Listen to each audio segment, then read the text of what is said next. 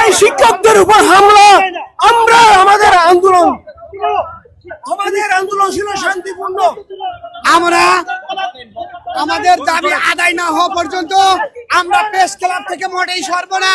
এতে যদি জীবন দিতে হয় আমরা জীবন দিতে প্রস্তুত আছি। আর প্রজ্ঞাপন একদিনের মধ্যে দিতে হবে। দিনের পর দিন, মাসের পর মাস এই মিথ্যাচার, মিথ্যা অপবাদ আমরা মেনে নেব না।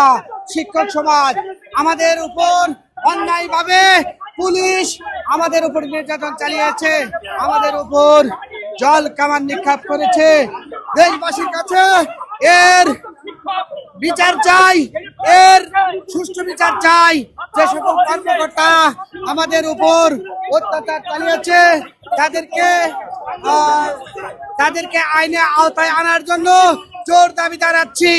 আমরা শিক্ষক সমাজ এবং আমরা শিক্ষক সমাজ শান্তিপূর্ণভাবে আমরা আমাদের কথাগুলো, আমরা দাবিগুলো